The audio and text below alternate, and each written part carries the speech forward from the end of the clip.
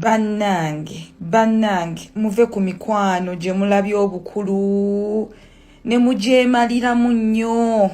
Abantu bagenda kufa baggwewo. Eva Numa, kubanga olabira ddala nti ewaabwe she was really trying for her family. Omuntu ekola Eva ekikyamu yasooka kutegeera nti Eva ewaabwe baavu, nti ewaabwe banaku, nti ne wanaamukola ekintu ekikyamu bayinza obutafuna justice. Oba omanyi justice sometimes ekolera bagagga. Kyova olaba omulongo yaduula n'agamba mwe muli banaku munankola ki? Kubanga ya isolating omwana w'abendi, n'amulaga nti famire yembi yeye mutuufu, naye nga mama w'omuntu asobola okubeera atya omubi, muganda w'omuntu asobola okubeera atya omubi. To the point there's a time Eva yakola statement n'agamba mbu ye kati akolagana n'abagagga.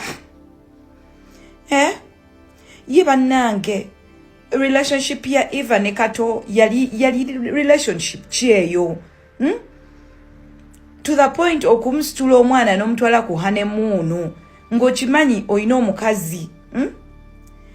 Mbabuulire bantu mmwe, before you give yourself wholeheartedly to someone, before you go to the bank and get 50 million a loan for your friend, can we learn to pray?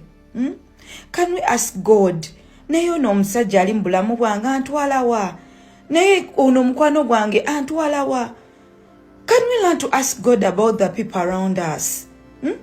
Naye Mukama, gino emikwano gyange ddala mituufu. Can we learn to pray before we dive into people's lives and be there for them as if we are the ones who gave them birth?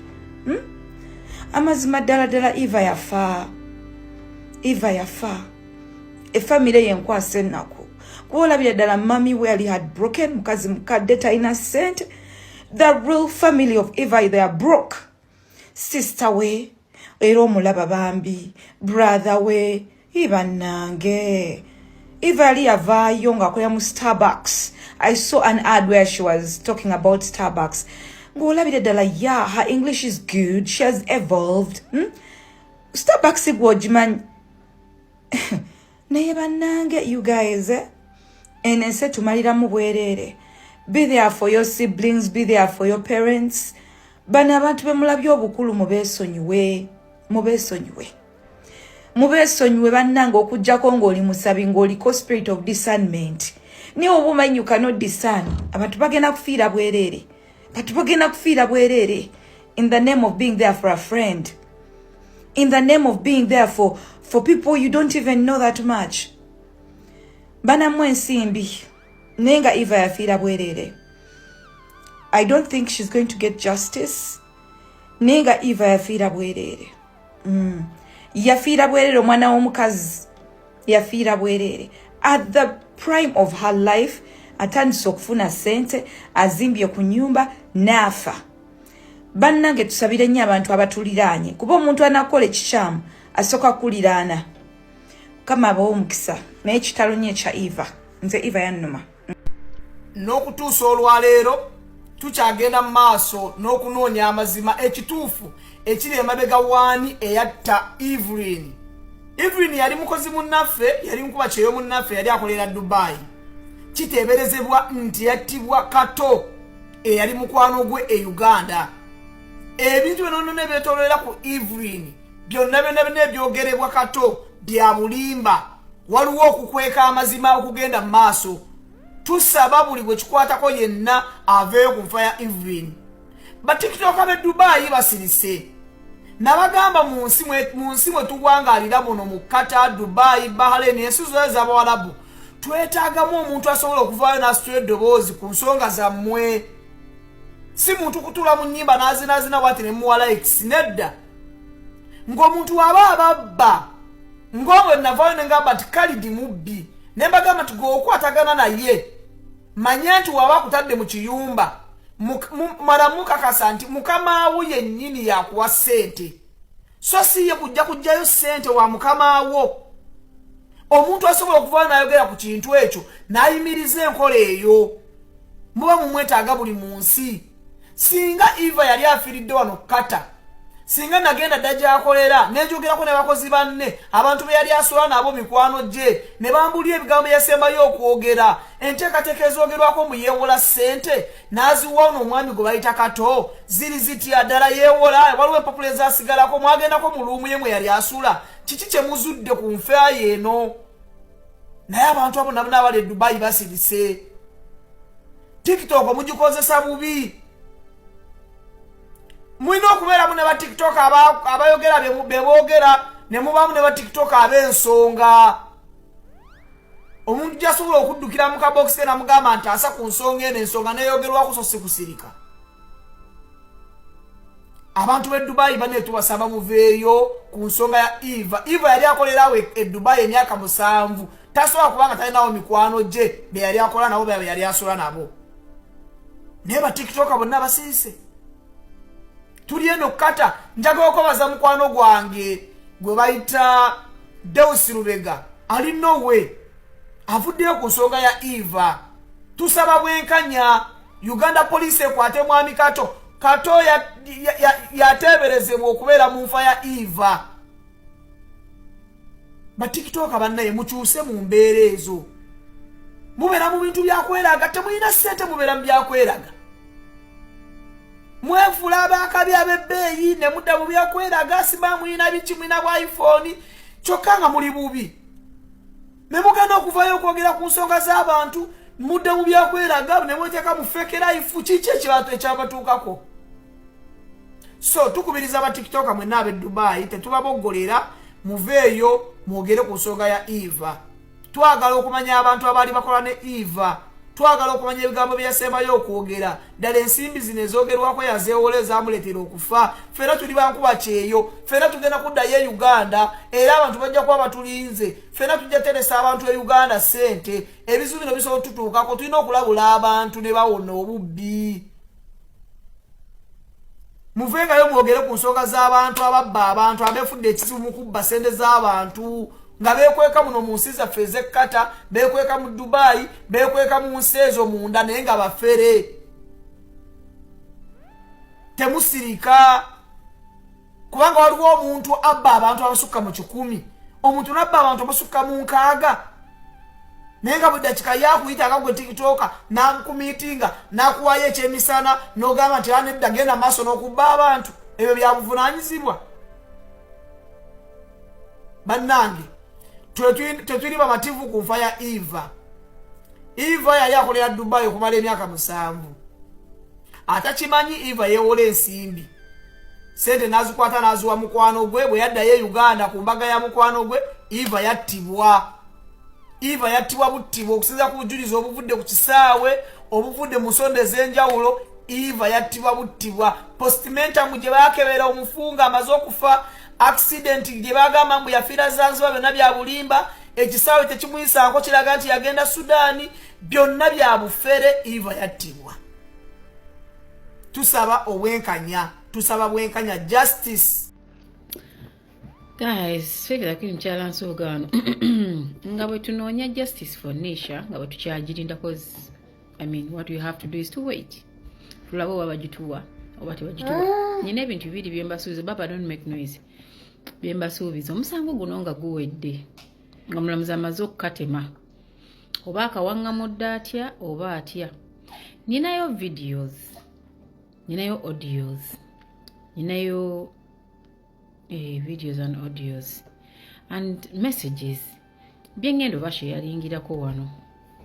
Ejja kuba court session yange etudde nga nze judge namwe nga muli bajjaji eyo gyonna bamugulabira musobole okuba nga mumpa nammwe ensala yammwe. Nze sijja kusala, nja kubiteekayo nga bwe biri unedited unfiltered mbiteeke wano. Omuntu ojja kujja mu comment section ngambe lwaki sibiteekayo kati kaninde omusango gufulume kooti awo kanze we nnize.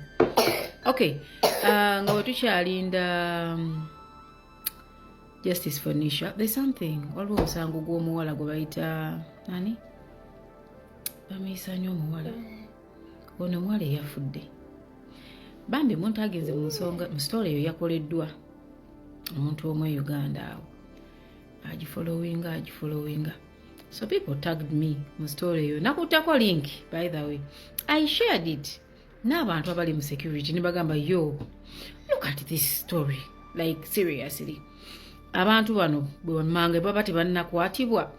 Omukulu Luku Wesigire omugezi wa poliisi ssebo erinnya lyo ndirabira njagala nsooke ndiigo dyogera saagala ddiso by'oyinza okunsiba. Abakulira aba CID ekibuli mwe ba investigators baffe betulina mukola ki okubanga abantu bano wammanga tebannakwatibwa. Mu bantu abo mulimu omusajja gwe bayita Kato agambibwa okubanga ye mwami w'omukyalo oyo. Nebuuza lwaki tannakwatibwa. Mulimu mukyala wa Kato eyali mu mmotoka ku lunaku olwo bagamba omwana ono yafuna accident. Mulimu gwe bayita Ttendo sister wa Kato lwaki tannaba kukwatibwa. Mulimu driver wa Kato yali abavuga olunaku olwo lwaki tannakwatibwa.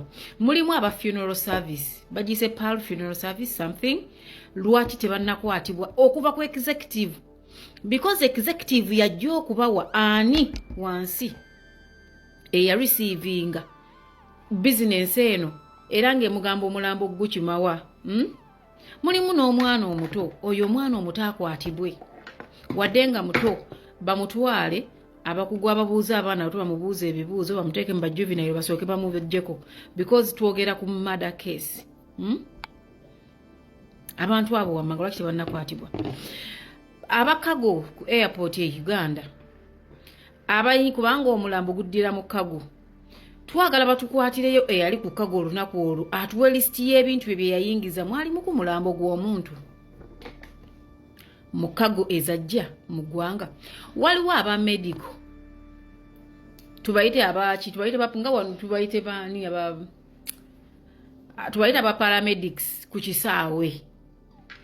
Omuntu bwajjanga mulwadde nga ajja n'ebbaluwa z'obusawo tebamukuwa direct, balina minutes ze bamukujjako ne baregisteringa omulwadde oyo kiki kyayingiza kubanga baba beeraliikirira yalibanga ayingiza obulwadde bwe tutalina mu ggwanga. Yalibanga ayingiza obulwadde bwe tutamanyi mu ggwanga. Okitegeera kati ate tekyawukana ku mulambo. Omulambo bwe guyingira balina okuguwandiisa, balina okumuggyako passport omuntu oyo kubanga mufu nekubwamu ebituli n'aregisteringibwa mu bafudde ne baweereza aba internal affairs information eyo nti omuntu ono akatabo ke tekaddamu okutambulako wadde afudde biwedde. Eriyo realities tutalina kubuusa maaso. Bwe bagamba nti omukazi yakwata looni mu nsi gy'abadde akolera ajje azimbe n'omusajja we, kati nga tutunuulidde kalina tutunuulidde ebintu nti omukazi wattu byabadde ayiyokola nga Gaayi kiragira ddala nti Gaayi ensonga ezamuttisa omukazi zaalinga 3. Either ssente ze yamusindikiranga nga talina awadde 10 yakola bibye yazirya na mukazi we oli gwe twogeddeko. Ennyumba omusajja eri mu mannya ge ate omukazi yatandika okubanja ebintu okusaba ku bintu bye bakoze nga tabiraba. Ekyokulala ng'omusajja tali ready kufiirwa family eno gye yakureatinga because of this other man, this other woman. Kino kyeraga mu lwatu nti waliwo conspiracy eri wakati w'abantu bano ey'okuttoona omuwala. Buli kintu kye boogera tekikwatagana. Bongamba nti wa funeral service nze. Let me give an example. I run a funeral service home. You come to me, give me your business. Nengamba yo ngenda kugikola nenyingiza mu bitabo byange. Why would I run away from an interview? I can't. Era nja kujja nkugambe nti yesebo nze bampa omulimu ku nnaku z'omwezi bwe guti. Era nagenda ku kisaawe Entebbe. Funeral homes ezo nga zijja abafu ku kisaawe balina we basayininga. That is a signature weyina okuteekebwa. That signature was put somewhere. They signed somewhere. Okujjayo omulambo. You people, let me tell you one thing. Mu nsi ebintu bibiri ebizibu by'okutambuza. Kuliko omulambo n'omwana omuto. Omulambo n'omwana omuto. Omwana ne bw'oba otambuza wuwo aliko emisoso. Let me give an example. Otambula we katata w'omwana tomulina. Mukubire simu.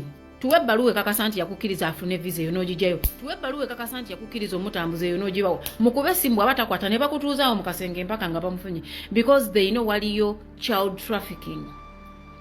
Kati baagala nnyo okubaba nga babya-avoidinga ebintu ng'ebyo, because at the end of the day omwana bw'ayingira mu nsi endala, ensi endala esobola okuggula omusango kw'eno ensi. Kati tuddeyo ku mulambo. Omulambo eddwaliro gye baagujja, but we medical report, poliisi ye Uganda mufune medical report, communicate. Ensi ezimu wadde enfirika naye zirina system ekolaakolamu okutusinga eyaffe. Mufune medical report, mukube eddwaliro kubanga trust me, eyo death certificate ebaako contact and everything, yafudde ki, yayingira ssaawa mmeka, baani abaamulese, tatatata. Era abaddewo ng'owooluganda atutte omulambo alina okusayininga, eddwaliro mulikubire. Tuddeyo ku Entebbe airport. Wadde nga airport yaffe tekola, wadde nga airport yaffe erina ebizibu eri loose, but trust me, tosobola kuyingiza mulambo ne watasigala record. Unless ng'oli mukozi wa gavumenti, kubanga abakozi ba gavumenti babuza obujulizi. Kye mwagala otugamba ono kati omukozi wa gavumenti? I don't think. Ne bw'abeera, let's go back to the system. Tuchekinge Entebbe International Airport erina videos. Tugende mu kago gye zitukira gye basayiningira nti baleese bino emujjiddemu dead body. Ani yagisayininga, eri mu mannya ki, era eva mu nsi ki? Bwebanga bakugamba ab'Entebbe nti ffe record gye tuyina ey'omukazi ogenda yagenda South Sudan ate ono agamba baagenda Zanzibar. We've all been to Zanzibar. Right? Kitegeeza bw'oba ogiyingira Zanzibar waliwo obukakafu, unless ng'ogamba wayita wansi n'omulambo n'oguyita wansi ate n'oguvuga n'oguleeta ku kisaawe n'okolagana n'abakago ne mukona evinga okuzannya firimu yammwe gye mwakola ki, gye mwazannya. So tuddeyo tufune yakola ku olwo olunaku mu kago office eyasayininga omulambo ogwo nga gufuluma, kuba ndaba buli mulambo bagukwasa aba family, they sign somewhere. Out of experience, you have to sign somewhere. Nti ye omuntu ono akomyewo ne passport neekubwamu ebituli newebereza aba internal affairs. Ne internal affairs bagibuuze, wa receivingako passport y'ono omukyala oba mu system akyalina mulamu according to you. Simple mathematics and logic. Bintu byangu byakola. Unless nga mutugamba nti kati omunene nnyo okusinga institution ya Uganda ya police asinga internal affairs. Then bano aba funeral home erina n'ennyesima ya paalu biki mugigendeko. Musibe buli kiyenje ekiri awo bajja kwogera. Ebintu ebimu buli we munaabikuwasanga nga mwetufiireyo gwannagambe bwe tutya abantu bagenda okutufaako nga tewali ayamba, nga tewali ataasa. Me have done my part. Sole njirabye ew'omuntu nange ensharinze link kube mmanyi munnange bwe mmanyi nti bakola bw'obawa link. So kati katulinde tulabe ekiddako. Ono omusajja wa funeral home bamukwatirewo day one. Mukazi wa Kato, muganda wa Kato Ttendo n'omwana waabwe bonna ne driver waabwe munda. Ono omuntu be baamwettira. Era bamanyi ekyamussa nga bakweka bintu bya mukazi bye yakolerera. Okitegeera omukazi bwe yadda yateekawo embeera n'asaba. Kati baganda bange abali ku byeyo. How about ng'oguddewo akawunti ng'ogenda n'omuteekanga ssente zammwe ku akawunti, kale tugugula nenga ne banka kubanga era nazo nzibi zijja kubabba. I can't guarantee nti tebajja kubabba. Oba kale maama waazirye kuba yaba yakuzaala ogambe eyazirya ye yanzaala. Because really mulekerawo okuwa abasajja ssente. Luli nalaba mukazi afukamidde, mwami Hamu nnyamba, mukozi we ali mu kuwasiza mu ssente zange. Hamu teyaliiyo ng'owoona omusajja ssente. Let's be caution. If it is not business, tosimuwa. Siteke ku account oba maama wo kala oba baganda bo bazirya ogamba wange abazirya ba Luganda. Ayizula. Naye nga Uganda Police have shared all the links since za story eno zenda babagikola eyagikoze. Links tuzibawadde tulinze mukole. Thank you so much. Tukoye ibannange. Omuntu addewa. Sente luli nalaba mukazi afukamidde, mwami Hamu nnyamba, mukozi we ali mu kuwasiza mu ssente zange. Hamu teyaliiyo ng'owoona omusajja ssente. Let's be caution. If it is not business, tosimuwa. Siteke ku account oba maama wo kala oba baganda bo bazirya ogamba wange abazirya ba Luganda. Ayizula. Naye nga Uganda Police have shared all the links since za story eno zenda babagikola eyagikoze. Links tuzibawadde tulinze mukole. Thank you so much. Tukoye ibannange. Omuntu addewa. Too bad. abalungi abatuwuliriza era abatulaba olunaku olwaleero tukyaddeko ewa Sheikh Ashraf Dembe. Sebo sanyusa okubalaba. Amannya agange Yozeseeka Ashraf Dembe akola ku bizibu by'enjawulo. Omuntu singa aba alina ebirwadde tumusomereddwa, tumuwa amazzi ga lukuya nga bw'obadde ogalaba, tugenda abantu ku kyoto ne twokya emizimu emibi egibabaamu n'okulomba edduwa. Abantu singa abeera ng'ali wano atuuse nsobola okumulombera edduwa, ne waba atatuuse nga mpadde amannya ge naye ng'ali wala. Neetaaze enamba yange yeeno eri 0701763711. Nammwe bannyinaffe abali ebweru oyagala okuba nti oyagala okulombera ku dduwa ng'olina ebizibu, viza zibuze, amaka gakolongotana, sente zikola zimpita mu ngalo, ojja kumpeereza ekifaananyi kyo n'amannya go, ebyo byokka bijja kummala, nja kukulombera edduwa, ojja kutereera. Olunaku olusembayo mu mwezi mba n'edduwa eyawamu ffenna n'abalwadde bange abakadde n'abapya. Salaamu alaikum warahmatullahi wabarakatuh.